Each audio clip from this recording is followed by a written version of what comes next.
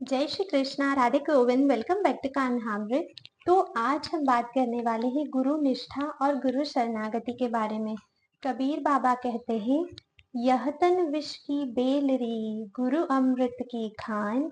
शीश दिए सतगुरु मिले, तोहू सस्ता जान। अगर मैं इसके अर्थ की बात करूं तो वो कुछ इस प्रकार है। यह तन विष की बेल, मतलब ये जो हमारा तन है ये विष की बेल है, मतलब ये पूरा विष से भरा हुआ है, दोषों से भरा हुआ है। और गुरु अमृत की खान, जो सतगुरुदेव हैं, जो सच्चे गुरुदेव हैं, वो अमृत की खान है, अमृत से भरे हुए हैं वो। शीश दिए सतगुरु मिले, अगर ये सर देकर भी सतगुरु मिलते हैं तो वो सस्ता जान, तो बहुत सस्ते में मिल गए। मतलब भगवान की बहुत कृपा है कि इतने सस्ते में आपको सदगुरुदेव मिल रहे हैं। तो कबीर बाबा कितनी सुंदर बात कहते हैं, सच्चे गुरु मिलना, सदगुरुदेव मिलना सौभाग्य की बात है। हर किसी को सदगुरुदेव का दर्शन नहीं होता है, हर किसी को सदगुरुदेव नहीं अपनाते हैं। अगर आपके पास गुरुदेव है, अगर सच्चे गुरु के सानिध्य में आप भक्ति कर रहे हो, तो आप मान लीजिए कि श्री कृष्ण की आप पे अत्यंत कृपा है। क्योंकि जब भी भगवान श्री कृष्ण को किसी पर कृपा करनी होती है, वो तो डायरेक्ट नहीं करते हैं, वो सदगुरु देव के माध्यम से करवाते हैं, वो आपको गुरुदेव से मिलवाते हैं। और जब आप गुरुदेव की सेवा, पूजा, पूर्ण समर्पण, निष्ठा, भक्ति के साथ उनके साथ रहते हो, तब फिर राधा गोविंद आपसे प्रसन्न होते हैं। तो अगर आपको भी कोई ऐसे सदगुरुदेव मिल चुके हैं जो निरंतर कृष्ण प्रेम में डूबे रहते हैं, उनके हृदय में निरंतर राधा गोविंद की लीलाओं का आस्वादन चलता रहता है, अगर वे चिंतन भी कर रहे हैं तो सिर्फ राधा माधव का, अगर वे कुछ चर्चा भी कर रहे हैं तो राधा माधव की, हाथों से सेवा भी हो रही है तो राधा माधव की, मतलब उनकी हर एक इंद्री जो है वो सिर्फ राधा माधव के लिए ही है, तो ऐसे सदगुरुदेव के चरण कभी मत छोड़िएगा। मतलब ऐसे कस के उनके चरण को पकड़ लीजिए और लिपटे रहिए उनके चरण से, ताकि जब आप उनकी सेवा करो, उनकी पूजा करो पूर्ण निष्ठा, शरणागति, समर्पण, भक्ति के साथ, तो उनकी कृपा से जिस प्रेम का आस्वादन वो कर रहे हैं, जिस भक्ति में वो निरंतर डूबे हैं, जिस लीला चिंतन में वो है, वही लीला चिंतन आपके हृदय में प्रकाशित हो, वही नाम रूप भगवान का आपके हृदय में प्रकाशित हो, और आप भी भगवान के उसी प्रेम का आस्वादन कर सको। तो सदगुरुदेव के चरण कभी कभी कभी भी नहीं छोड़ना। मतलब मैं क्या ही बोलूं, अगर आपके पास गुरुदेव है तो समझो पूरी दुनिया आपके पास है, आपको किसी और चीज की जरूरत ही नहीं है, क्योंकि आपको वो खजाना मिल चुका है जो किसी को मिलता नहीं है। मतलब यू आर वेरी लकी कि आपके पास सदगुरुदेव है। तो उस कृपा को, उस खजाने को, उस अमृत रूपी खजाने को हमेशा संभाल कर रखिए। अपने गुरु के प्रति कभी कोई अपराध मत कीजिए। गुरुदेव कौन है, क्या करते हैं गुरुदेव, क्यों इंपॉर्टेंस है गुरुदेव की? गुरुदेव वो है जो हमें इस अज्ञान रूपी अंधकार से निकालकर ज्ञान के प्रकाश की ओर लेकर जाते हैं। अब बात है कि अज्ञान रूपी अंधकार क्या है। तो ये जो मनुष्य जीवन हमने लिया है, जो 84 लाख के बंधन में हम बंधे हैं, ये जो भगवान की माया है जो हमें एकदम जकड़े हुए है अपनी तरफ, जो हम उसमें धकेलते ही जा रहे हैं, धकेलते ही जा रहे हैं, और हम बड़े खुश होते हैं। भगवान की माया पटक पटक कर हमें मार रही है, लेकिन जब थोड़े से दुख आते हैं तो थोड़ा सा दुखी होते हैं, फिर माया हमें थोड़ा सा सुख दे देती है तो हम बड़े प्रसन्न हो जाते हैं। लेकिन समझिए ये सब भगवान की माया का खेल है। अज्ञान रूपी अंधकार में है हम लोग, हर तरफ डर ही डर है, भय ही भय है, और इस भय से हमें कौन निकाल सकता है? हमें सदगुरु देव निकाल सकते हैं, जो हमें इस अज्ञान रूपी अंधकार, भगवान की इस माया से निकाल कर परम पिता परमेश्वर श्री कृष्ण के पास लेकर जाएंगे, हमारी प्यारी श्री राधा रानी के पास हमें लेकर जाएंगे। तो अगर आपको कोई ऐसे सच्चे सदगुरुदेव मिलते हैं, उनके चरण बिल्कुल भी मत छोड़िए। मतलब मैं तो कहती हूँ कि सब कुछ छोड़ दीजिए, पर अपने सदगुरुदेव के चरण को ना ऐसे पकड़ के रखिए जैसे कि, मतलब जैसे कि कुछ और है ही नहीं आपके पास, सिर्फ आपको गुरुदेव ही दिखाई दे। जैसे अर्जुन नहीं थे, उन्हें सिर्फ मछली की आंख दिखाई दे रही थी, आपको सिर्फ गुरुदेव, गुरु की भक्ति, गुरु निष्ठा, गुरु शरणागति, बस यही दिखनी चाहिए। और फिर देखिए राधा माधव आपसे कितना प्रसन्न होते हैं जब आपके ऊपर आपके सदगुरुदेव की कृपा होती है। तो ये तो है गुरुदेव की बात। अब एक शिष्य को कैसा होना चाहिए? हमारे भी तो कुछ कर्तव्य है, हमारी भी तो कुछ कैपेबिलिटीज है, मतलब कोई योग्यता तो है ना, क्वालिफिकेशन तो है शिष्य बनने की भी। तो शिष्य को कैसा होना चाहिए? एक शिष्य को सबसे पहले तो अपने सदगुरुदेव में अहेतु की भक्ति होनी चाहिए। मतलब मेरे सद्गुरुदेव भगवान श्री कृष्ण का ही रूप है, ये सोचकर उसे अपने सद्गुरुदेव की भक्ति करनी चाहिए। एक शिष्य को अपने गुरु के प्रति पूर्ण समर्पित होना चाहिए। गुरु निष्ठा, गुरु शरणागति एकदम दृढ़ता वाली होनी चाहिए। कहते हैं कि एक गुरु को ऐसा होना चाहिए, गुरु ऐसा चाहिए जो शिष्य से कछु नहीं ले, और शिष्य ऐसा चाहिए जो गुरु को सब कुछ दे। इसका क्या मतलब है कि गुरु तो ऐसे हो जो अपने शिष्य से कुछ भी ना ले, एक चीज भी नहीं, मतलब कुछ भी नहीं, ना ही मटेरियलिस्टिक चीज चाहिए उन्हें और ना ही उन्हें आध्यात्मिक से रिलेटेड कोई चीज चाहिए। गुरु को कुछ नहीं लेना है अपने भक्त से, लेकिन एक भक्त को कैसा होना चाहिए जो गुरु को सर्वस्व दे। एक भक्त ऐसा हो जो अपने गुरु को सब कुछ दे दे, उसका अपने पास अब कुछ भी नहीं बचना चाहिए। जब हम दीक्षा लेते हैं तब हम गुरु को आत्मसमर्पण करते हैं। आत्मसमर्पण से आप क्या समझते हो कि हे गुरुदेव, अब ये देह, अब मेरा जीवन सब कुछ आपको समर्पित है, आप मुझे जो कहेंगे मैं वही करूंगा, जो आपकी आज्ञा होगी मैं उसी का पालन करूंगा, जो मार्ग आप दिखाएंगे मैं उसी मार्ग पर चलूंगा। इसे कहते हैं सच्चा समर्पण। तो एक शिष्य को अपने गुरु के प्रति पूर्ण समर्पित होना चाहिए। शिष्य को अपने सद्गुरुदेव की आज्ञा के अनुसार ही भजन करना चाहिए। जो रीति, जो पद्धति गुरुदेव ने बताई है, उसी के अनुसार उसे भजन करना चाहिए। गुरुदेव जिस भाव में डूबे हैं उसी भाव का आस्वादन शिष्य को करना है, उसी भाव में उसे भी डूबे रहना है। अब मैं आपको एक बहुत इंपॉर्टेंट बात बताने वाली हूँ कि सद्गुरुदेव के प्रति हमें कभी कोई अपराध नहीं करना चाहिए। मतलब आप कुछ भी भूल जाओ चलेगा, लेकिन गुरु के प्रति कभी भी भूल से भी आपको अपराध नहीं करना है। और उसमें सबसे पहला क्या है कि गुरुदेव में कभी भी शरीर बुद्धि आपको नहीं करनी है। हमेशा गुरुदेव को भगवान श्री कृष्ण का ही रूप मानना है। कभी भी उन्हें हम जैसा नहीं समझना है, क्योंकि सद्गुरुदेव हम जैसे नहीं है। सद्गुरुदेव आपको जो दे सकते हैं शायद आप वो नहीं समझ पा रहे हो। जिस लीला रस का वो आस्वादन कर रहे हैं, अगर उसका एक छींटा भी हमको मिल गया ना, तो समझ जाइए ये जीवन आपका सार्थक है। गुरु के शरीर में कभी भी दोष बुद्धि नहीं करनी चाहिए। मतलब जैसे मान लीजिए बाह्य रूप से अगर गुरु के शरीर में कोई प्रॉब्लम है या कुछ भी है, स्किन रिलेटेड या वॉटेवर जो भी कुछ है, आपको कभी भी दोष बुद्धि नहीं करना चाहिए। प्लीज ध्यान रखिएगा, गुरु अपराध से बचना है, नहीं तो जो थोड़ी बहुत कृपा मिल रही है वो भी चली जाएगी। तो गुरु के प्रति शरीर में दोष बुद्धि कभी नहीं करनी चाहिए।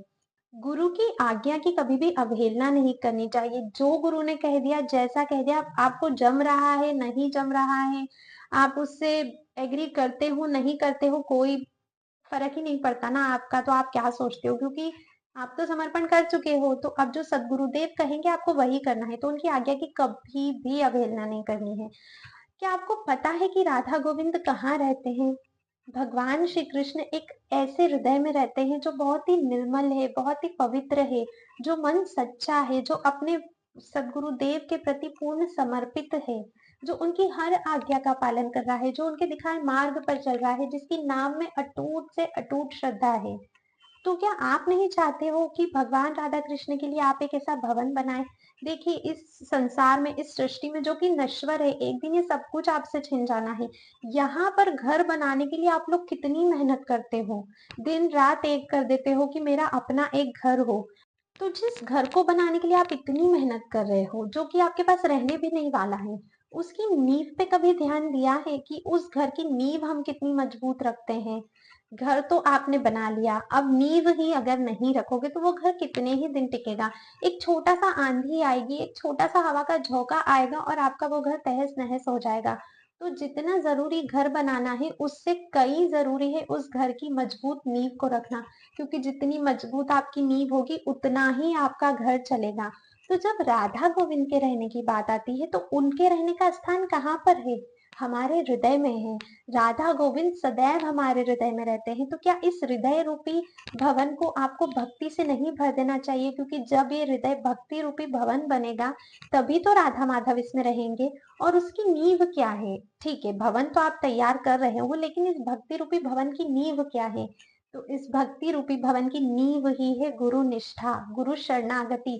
जितना ज्यादा गुरु के प्रति समर्पित रहोगे, जितनी ज्यादा कृपा आप पे आपके सदगुरुदेव की रहेगी, उतना ही आपका ये भक्ति भवन मजबूत रहेगा। कभी भी डगमगाएगा नहीं, अन्यथा कोई ने कुछ आके कहा, किसी ने कुछ कहा, कुछ आपका ये भवन डगमगा जाएगा। तो इसको डगमगाने से बचाने के लिए, इसको अंधकार में जाने से बचाने के लिए गुरु निष्ठा, गुरु शरणागति पे आपको ध्यान देना होगा। कुछ मत करिए, मैं फिर से कह रही हूँ, कुछ मत करिए। अगर सच्चे सदगुरुदेव मिल गए हैं, बस जैसा वो कहते हैं करते जाइए। उनकी आज्ञा के अलावा कुछ सोचिए ही मत, मतलब अपना जो बुद्धि है उसका इस्तेमाल मत कीजिए। सदगुरुदेव जैसा कह रहे हैं वैसा ही कीजिए, पर याद रहे कि वो सच्चे गुरुदेव होने चाहिए, सदगुरुदेव होने चाहिए जो निरंतर राधा कृष्ण के लीला चिंतन में डूबे रहते हैं। वरना आजकल तो संसार में ऐसे भी बहुत सारे गुरुदेव हैं, मतलब जो अपने आप को बहुत महान बताते हैं, लेकिन उनके खुद के ही हृदय में कालिक है। वो खुद ही भगवान श्री कृष्ण की सेवा नहीं करते, तो उनके चंगुल से बचिएगा। सच्चे संत जब आपको मिले ना, आपको एक अलग ही आभास हो जाएगा, मतलब आपके हृदय में एक अलग सा ही परिवर्तन होगा, अगर आप सच में भक्ति करना चाहते हैं तो। और हमेशा याद रखिएगा, यदि आपकी गुरु निष्ठा प्रबल है, यदि आपकी गुरु शरणागति बिल्कुल पूर्ण समर्पण के साथ है, तभी आपकी होगी भगवान नाम में निष्ठा, भगवान के रूप में निष्ठा, भगवान की लीला और धाम में निष्ठा। और जब ये सारी चीजें आपके पास होंगी, तभी राधा गोविंद आपसे प्रसन्न होंगे, तभी आपको राधा गोविंद के चरण कमलों की प्रेमा भक्ति मिल सकती है। अगर आप है ना, एक बार, अगर आपने आज तक नहीं कभी देखा हो, तो एक बार बस भक्तमाल ग्रंथ को उठाकर देखिए। जितने भी महान से महान भक्त हुए हैं, अगर मैं मीराबाई जी की बात करूं, जनाबाई की बात करूं, नामदेव जी, नरसिंह मेहता, जितने भी भक्त हुए हैं, एक बार ग्रंथ उठा के देखो उनकी गुरु निष्ठा कितनी प्रबल थी। नाम उनके पास भी वही है जो हमारे पास है, लेकिन वो भगवान को पा गए, भगवान की भक्ति पा गए वो लोग। क्यों? क्योंकि उनकी गुरु निष्ठा प्रबल थी, गुरु शरणागति में उनकी दृढ़ता थी। इसलिए एक बात अवश्य याद रखना कि अगर आपको राधा गोविंद से कोई मिला सकता है तो वो है सदगुरुदेव, कोई और नहीं। पता है मीराबाई जी क्या कहती है? मीराबाई कहती है, पायोरी मैंने राम रतन धन पायो। मतलब जो भगवान का नाम, राधा कृष्ण, जो हम इतने नॉर्मली तरीके से ले रहे हैं, मीराबाई उसे कह रही है, पायोरी मैंने राम रतन धन पायो, मैंने एक रतन पा लिया है, मैंने एक बहुत बड़ा धन पा लिया है। किसी ने पूछा कि आपको यह धन कहाँ से मिला, तो मीराबाई जी कहती हैं, वस्तु अमोलक दी मेरे सतगुरु, कृपा करी अपनायो। क्या कह रही है मीराबाई? वस्तु अमोलक दी मेरे सतगुरु, मतलब ये जो अमूल्य वस्तु है, ये जो इतना अमूल्य धन है, ये मुझे किसने दिया है? ये मुझे मेरे सदगुरु देव ने दिया है। आगे कहती है, कृपा करी अपनायो, मेरे सदगुरुदेव ने मुझ अधम पर कृपा करके मुझे अपनाया है। पायोरी मैंने राम रतन धन पायो। किसी ने मीराबाई जी से कहा कि आपको ये धन तो प्राप्त हो गया है, लेकिन अगर ये चोरी हो गया तो, अगर ये खत्म हो गया तो? उस पर मीराबाई जी कहती है, चोरन लूटे खरचन खूटे, दिन दिन बढ़त सवायो। अर्थात ये एक ऐसा धन है, ये एक ऐसी अमूल्य निधि है जो मुझे सदगुरुदेव ने दी है, जिसे कभी कोई चोर नहीं लूट सकता। मतलब चोर चाहे भी तो इसको कभी नहीं चुरा सकता। खर्च है ना खूटे, इसको कितना ही खर्च करो कभी ये खत्म नहीं होगा, बल्कि जितना खर्च करोगे उतना अधिक ये बढ़ेगा। दिन दिन बढ़त सवायो, उतना ही अधिक ये बढ़ेगा जितना इसको खर्च करोगे। पायोरी मैंने राम रतन धन पायो। फिर किसी ने मीराबाई जी से पूछा कि ठीक है, आपके पास ये धन तो है, लेकिन इसकी कोई योग्यता तो होगी कि कौन इस धन को रख सकता है। तब मीराबाई जी कहती है कि हाँ, योग्यता तो अवश्य है। और वो योग्यता क्या है? सत की नाव खेवटिया सतगुरु, भव सागर तरी आयो। पायोरी मैंने राम रतन धन पायो। मीराबाई ऐसा कहती है, सत की नाव खेवटिया सतगुरु, कि मुझे मेरे सदगुरुदेव ने एक सच्चाई की नाव में बिठा दिया है, एक सत की नाव में बिठा दिया है। इस नाम रूपी नौका, भगवान श्री कृष्ण की नाम रूपी नौका में बिठा दिया है। और उसके खेवटिया कौन है? स्वयं मेरे गुरुदेव ही उस चप्पू को लेकर बैठे हैं, जो उस नाव को चला रहे हैं। तो सत की नाव खेवटिया सतगुरु, भव सागर तरी आयो। और अपने गुरुदेव के द्वारा प्रदान की गई इस नाम रूपी नौका में बैठकर मैं भव सागर तर चुकी हूँ। पायोरी मैंने राम रतन धन पायो। ये तो हम सभी जानते हैं, मीराबाई जी का बहुत ही प्रसिद्ध पद है, मीरा के प्रभु गिरधर नागर, जीवन सफल बनायो। पायोरी मैंने राम रतन धन पायो। क्या कह रही है मीराबाई, उसकी गहराई को समझिए। समझना होगा, अगर आपको भक्ति में अग्रसर होना है तो आपको ये समझना होगा। मीराबाई कह रही है, देखिए जो नाम मीराबाई जी के पास है, जो नाम उनके गुरुदेव ने उनको दिया है, वही नाम तो हम सबके पास भी है। राधा नाम, कृष्ण नाम हम सबके पास है। लेकिन मीराबाई ही क्यों मीराबाई है और हम क्यों मीराबाई नहीं बन सके? उसमें एक बहुत बड़ा फर्क है, क्योंकि मीराबाई की जो गुरु निष्ठा थी, जो गुरु शरणागति थी, उनके गुरु के प्रति उनकी जो भक्ति थी, वो हम में है ही नहीं। मतलब उसका एक छींटा भी हम में नहीं है। करके देखिएगा, जब आप अपने गुरु के प्रति पूर्ण समर्पित निष्ठा, पूर्ण शरणागति से भक्ति करोगे, तो कैसे गोविंद नहीं मिलते हैं। आपने कभी जगन्नाथ जी को देखा है? जगन्नाथ जी की प्रतिमा कैसी है? ऐसे अपने दोनों हाथों को जगन्नाथ जी आगे करके खड़े हैं। मतलब भगवान तो खड़े हैं कि कब आप उनके समीप जाओ और वो आपको गले से लगा ले, लेकिन हम ही है जो हम वो कर ही नहीं पा रहे हैं। हम उतनी निष्ठा, उतनी भक्ति बता ही नहीं पा रहे हैं। सबसे पहला तो अगर आपके गुरुदेव नहीं है तो किसी गुरु की शरण लीजिए, क्योंकि गुरु बिना गति नहीं है। अगर गुरुदेव हैं, सच्चे सदगुरुदेव मिल चुके हैं, उनके चरणों को बिल्कुल मत छोड़िए। एकदम ऐसे पकड़ लीजिए ना, जैसे एक छोटा बच्चा नहीं होता है जब वो अपनी माँ को कस के पकड़ लेता है और चाहे कुछ हो जाए वो अपनी माँ को छोड़ता ही नहीं है। बिल्कुल वैसे ही करना है। गुरुदेव को ऐसे पकड़ लीजिए कि चाहे दुनिया इधर से उधर हो जाए, पर मैं मेरे गुरु के चरण नहीं छोड़ूंगा, उनकी आज्ञा का कभी अवहेलना नहीं करूंगा। फिर देखिए कैसे राधा गोविंद आपको मिलते हैं, क्योंकि सारा खेल इसी का है। गुरु निष्ठा, गुरु भक्ति, गुरु शरणागति। जब एक बार ये आपके अंदर आ गया ना, एक बार वो सच्ची श्रद्धा आ गई, कोई नहीं रोक सकता है। देखिए इस दुनिया में आप कितना ही नाम कमा लो, कितना ही शोहरत हो आपके पास, कितना ही धन संपदा कुछ भी हो, क्या वो आपके साथ जाएगा? अपने मन पे हाथ रख के बोलिए, नहीं जाएगा। तो क्यों करना इतनी मेहनत? मैं ये नहीं कह रही हूँ कि कुछ भी ना करो, सब कुछ करो, लेकिन सिर्फ एक चीज तो आप कर सकते हो यार। आपसे भले ही कुछ भी नहीं हो रहा है, एक काम कर सकते हो, भगवान के नामों का जप कर सकते हो, क्योंकि इस जीभा को तो किसी ने भी पकड़ के नहीं रखा है। ये तो स्वतंत्र है। ना तो इसको किसी परिवार वाले ने पकड़ा है, ना अगर आप ऑफिस जाते हो तो आपके बॉस ने पकड़ा है। मतलब कोई कर्म बंधन नहीं है इस जीभा के ऊपर। इस जीभा का इस्तेमाल करो, भगवान के नामों का जप करो, अपने कार्यों को करते करते करो। गुरुदेव के पास जाओ, गुरुदेव की शरण में बैठो, जब भी समय मिले अपने सदगुरुदेव से मिलने जाओ, उनकी कृपा प्राप्त करो, और फिर देखना कैसे राधा माधव प्रसन्न होते हैं। तो गुरु पूर्णिमा के दिन अपने गुरु का पूजन कीजिए, गुरु के प्रति कृतज्ञता व्यक्त कीजिए, उनके द्वारा दिखाए गए मार्ग पे चलने का संकल्प लीजिए, अपने गुरु के प्रति पूर्ण समर्पित रहने का संकल्प लीजिए, और देखिएगा राधा गोविंद कैसे आपसे प्रसन्न होते हैं, कैसे आप अपने जीवन को सार्थक कर सकते हो। क्योंकि सच्ची सफलता तभी है जब आपको राधा गोविंद के चरणों की प्रेमा भक्ति प्राप्त हो जाए। जो सच्चा भक्त होता है ना, वो कभी भी मोक्ष की प्राप्ति नहीं करता कि मैं ये व्रत उपवास ये सारी चीजें करूँ तो मुझे मोक्ष मिल जाए। नहीं, उसे कोई जरूरत ही नहीं है। उसका लक्ष्य सिर्फ एक ही होता है, श्री राधा गोविंद के चरणों की प्रेमा भक्ति प्राप्त करना। और हमारा लक्ष्य यही होना भी चाहिए, क्योंकि यही तो है सार्थकता। जब आपके गुरुदेव गोलोक वृंदावन में रहते हैं, किसी न किसी मंजरी स्वरूप में, जो भी स्वरूप है आपके गुरुदेव का, जब आप उनके शरण में रहोगे, उनके चरण पकड़ के रहोगे, तो देखना एक दिन आपका भी स्वरूप होगा गोलोक में।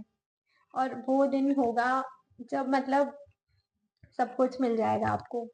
जाते जाते मैं आपसे एक बहुत इंपॉर्टेंट बात कहना चाहूंगी कि जब भी आप गुरु बनाते हो, हमेशा याद रखिए, शास्त्रों में गुरु के भी कुछ लक्षण बताए गए हैं कि एक गुरु को कैसा होना चाहिए। देखिए पहले के समय में तो आप गुरु बना सकते थे बहुत इजीली, क्योंकि बहुत सारे सच्चे भक्त थे, संत थे, ऋषि मुनि थे। लेकिन आज इस कलयुग में ना बहुत से पाखंडी भी हैं।